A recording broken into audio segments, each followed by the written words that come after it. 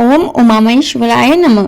हरियाली तीज की आप सभी को अग्रिम हार्दिक बधाई एवं शुभकामनाएं। हमारे हिंदू सनातन धर्म में प्रत्येक उत्सव त्योहार का अपना अलग महत्व होता है। उन्हीं में से एक अत्यंत महत्वपूर्ण त्योहार पर्व है हरियाली तीज, जो पवित्र महीना श्रावण में शुक्ल पक्ष की तृतीया यानी तीज को मनाया जाता है। हर वर्ष यह त्योहार अंग्रेजी महीने के जुलाई या अगस्त में आता है। श्रावण के महीने में आने के कारण इसे कुछ स्थानों पर श्रावणी तीज भी कहते हैं। साथ ही इसे छोटी तीज व सिधारा तीज के नाम से भी जाना जाता है। श्रावण मास को ही आम बोलचाल की भाषा में सावन कहते हैं। यह दिन सभी कुंवारी कन्याओं एवं सुहागन स्त्रियों के लिए अत्यंत महत्वपूर्ण होता है, क्योंकि वह इस दिन व्रत रखती है। यह व्रत करवा चौथ से भी अधिक मुश्किल माना जाता है, क्योंकि इस दिन पूरे दिन निर्जल रहकर व्रत किया जाता है तथा पारण अगले दिन चतुर्थी के दिन सुबह किया जाता है। परंतु यदि आप असमर्थ हो तो फलाहार करके भी यह व्रत रख सकते हो। आइए अब जानते हैं साल 2024 में हरियाली तीज कब मनाई जाएगी, व्रत पूजन विधि व मुहूर्त क्या रहेगा। पंचांग के अनुसार श्रावण शुक्ल तृतीया की शुरुआत 6 अगस्त दिन मंगलवार को रात 7:42 पर होगी और समापन 7 अगस्त दिन बुधवार को रात 10:05 पर होगी। ऐसे में उदय तिथि अनुसार 7 अगस्त दिन बुधवार को हरियाली तीज मनाई जाएगी, यानी 7 अगस्त दिन बुधवार को हरियाली तीज का व्रत रखा जाएगा। सभी सुहागन स्त्रियां अपने पति की लंबी आयु व अच्छे स्वास्थ्य के लिए यह व्रत रखती है। वहीं कुंवारी कन्याएं मनचाहे वर के लिए इस व्रत को करती है। यह त्योहार माँ पार्वती व शिव जी के मिलन का प्रतीक है। इस दिन व्रत रखने व विधि विधान से शिव जी व पार्वती जी की पूजा करने से वैवाहिक जीवन में खुशहाली आती है। हरियाली तीज के दिन जगह जगह झूले पड़ते हैं। इस त्योहार में स्त्रियां हरा लहरिया या चुनरी ओढ़ती है तथा सावन के गीत गाती है। लहरिया या चुनरी एक प्रकार की साड़ी होती है जो महिलाओं द्वारा किसी पर्व या त्योहार पर पहनी जाती है। नाथद्वारा में श्री जी मंदिर में हरियाली तीज को परम पूज्य श्री राधा रानी को समर्पित करते हुए इसे ठकुरानी तीज नाम भी दिया गया है। इस ठकुरानी तीज के दिन का राजस्थान के राजपूताना राजघरानों में विशेष महत्व है।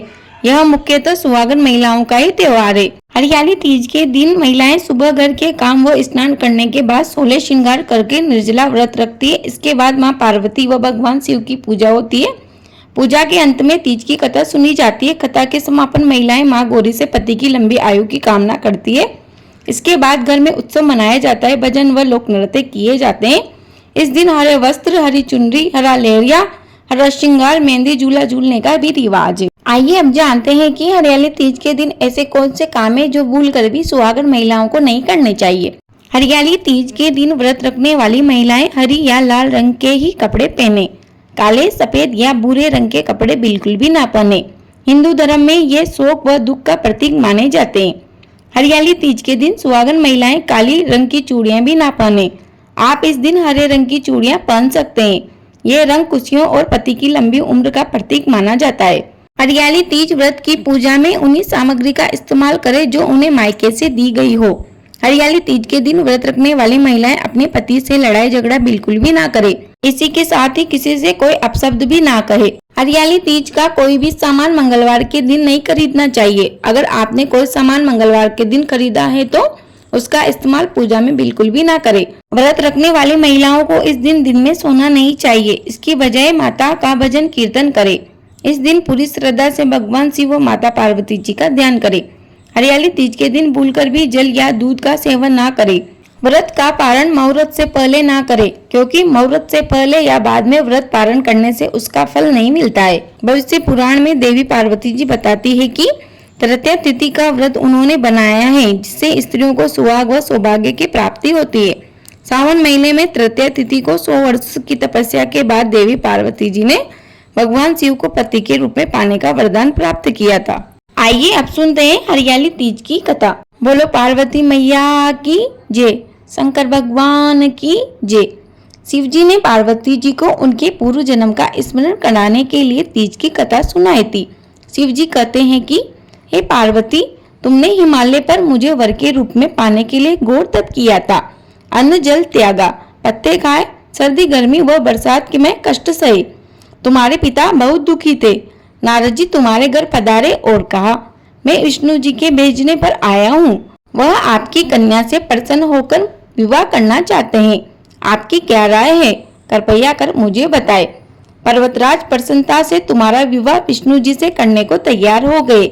नारद जी ने विष्णु जी को यह शुभ समाचार सुना दिया। जब तुम्हें पता चला कि तुम्हारे पिताजी ने तुम्हारा विवाह विष्णु जी से तय कर दिया तो तुम्हें बड़ा दुख हुआ, क्योंकि तुम मुझे मन ही मन अपना पति मान चुकी। तुमने अपने मन की बात अपनी सहेली को बताई और तुम्हारी सहेली ने तुम्हें एक घने जंगल में छुपा दिया, जहाँ पर तुम्हारे पिता तुम तक नहीं पहुँच सकते थे। वहाँ तुम तप करने लगी। तुम्हारे लुप्त होने से पिता चिंतित होकर सोचने लगे कि यदि इस बीच विष्णु जी बारात लेकर आ गए तो क्या होगा। शिव जी ने आगे पार्वती जी से कहा, तुम्हारे पिता ने तुम्हारी खोज में धरती पाताल एक कर दिया, पर तुम ना मिली।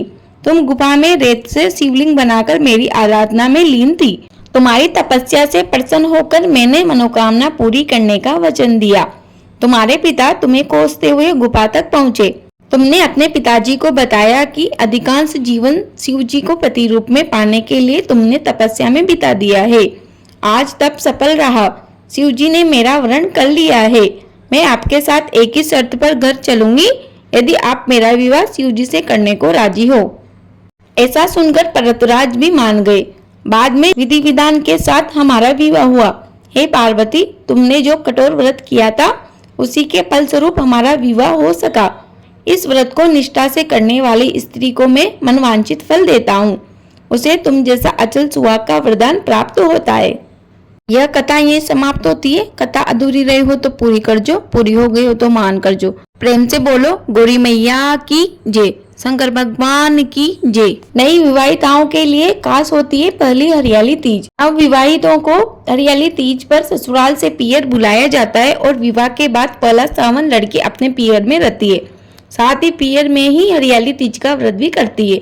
नवविवाहिता लड़कियों के ससुराल से हरियाली तीज के पहले सिजारा आता है, जिसमें वस्त्र, आभूषण, श्रृंगार का सामान, मेहंदी, फल, मिठाई भेजी जाती है। कई जगहों पर यह सिजारा पियर से भी आता है। वैसे तो शादी के बाद पहला हरियाली तीज व्रत मायके में रखा जाता है, परंतु यदि संभव ना हो तो ससुराल में भी किया जा सकता है। हरियाली तीज का व्रत कथा के बिना अधूरा है, इसीलिए शंकर पार्वती जी की विधि विधान से पूजा करें और बाद में कथा अवश्य सुने। अब जानते हैं हरियाली तीज पूजा सामग्री, जिसमें गंगा जल, पूजा की चौकी, तांबे और पीतल का कलश, दूध, दही, घी, शहद, चीनी, पान, सुपारी, जनेऊ, कपूर, आग का फूल, ध्रुवा, जटा वाला नारियल, बेलपत्र, अबीर, चंदन, मौली, इत्र, गुलाल, अक्षत, धूप, दीपक, शमी का पत्ता, धतूरे का फल, हल्दी, भांग, धतूरा, भस्म, 5 प्रकार के फल, मिठाई, 5 पल्लव, दक्षिणा, व्रत कथा की पुस्तक। इसी के साथ ही माता पार्वती जी को अर्पित करने के लिए सुहाग की सभी सामग्री, जिसमें 16 श्रृंगार का सामान,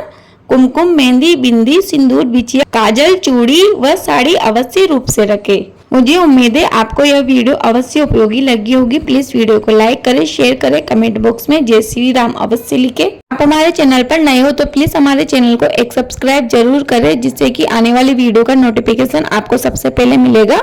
आपका दिन शुभ हो। जय श्री राधे कृष्ण। धन्यवाद।